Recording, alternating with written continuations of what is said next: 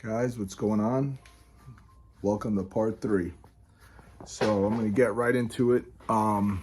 The clutch alignment tool that I had was not the correct one. It had many splines on it, I guess you could say. This is the somewhat correct one, I'll tell you why. It's a 10 spline kind of tool. The part number is 50028 from Center Force. Okay, so Center Force clutch alignment tool, part number 50028. All right, so anyway, this, let me show you, this fits in here, okay, very nicely. Of course, I gotta lift this up with one hand. Keep forgetting, everything's one hand, you know? So, let me see. Okay, so here we go. This fits very nicely in here. Of course, the problem is that this is too small to fit in here. So, what I've seen other guys do is they put tape around here in order to have this match up. So it does go in, and it has a little bit of like, what's it called? Resistance, which is good, because then it'll kind of stay there. But yeah, so that's what's going on with that. And I'm gonna go ahead and get this, this clutch all done up. Boom, let's go. So we are going to mount this guy facing the flywheel with the clutch alignment tool. All right, guys, stand by. All right, guys, so everything is on and torqued to spec. What you're gonna wanna do is brake clean the mating surfaces, obviously not the clutch disc, but the flywheel and the back of the pressure plate. Don't forget your differences in Loctite. You have your blue and your red. They look the same, but they're not. The blue is going to be for the pressure plate bolts, and the red is going to be for the flywheel bolts. So just take note of that. But yeah, the tool worked, and it's looking pretty good so far. So let's hope that it does a trick. Everything gets bolted. All these get bolted to 19 foot-pounds with the thread locker on them. So moving right along. All right, guys, disregard the mess. This took me about an hour. If you have this trans, you know that most of the weight is on the back end.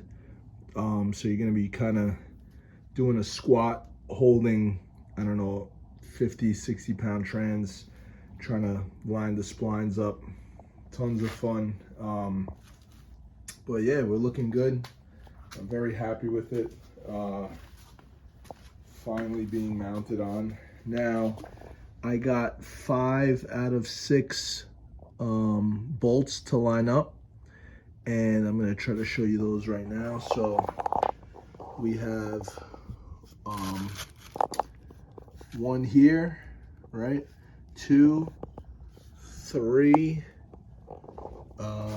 We have 4 down here, and the 5th one, I don't know if we'll be able to see it. Sorry for the bad camera footage, but the 5th one is down there. Okay, this is supposed to be the 6th one, but look at that, how that lines up. I'm probably gonna try to open it up a little bit more to fit it there. That's just how it is. Not the end of the world, to be honest. I mean, with the K-series swaps I've been doing, I think I've only had 4 bolts lining up anyway. So I got 5 on here, and I'm pretty happy with it. So anyway, now we're gonna get to doing a couple other things that need to be done before this gets into the car. One of the major things that I want to get done is get the water neck from Track Tough. And the reason I want to get that on before I put this in the car is because the firewall is going to be sitting like right about here. So I'm not going to have much access to this area at all. So I want to take care of everything I need to take care of here first, now while it's out of the car, so that when I do go to put the whole setup into the car, I don't have to mess with anything back here. So I'm waiting for that. I actually ordered that part. Just waiting for that in the mail. I still have to do the guibo, and I also have to switch this guy out and this seal in here. So I'm going to do that.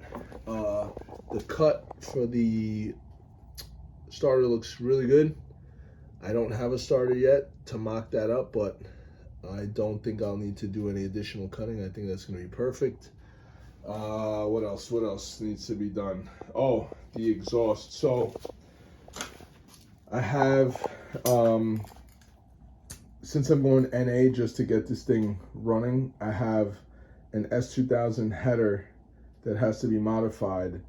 And I'll give you a quick view on how that's going to get modified, but the whole video, that'll be like a totally different video. So here we have the OEM S2000 header. What I'm going to do is I'm going to remove the heat shields, of course. Now, this S2000 flange does not line up with the K-Series flange. What you have to do is you have to cut this flange off, okay?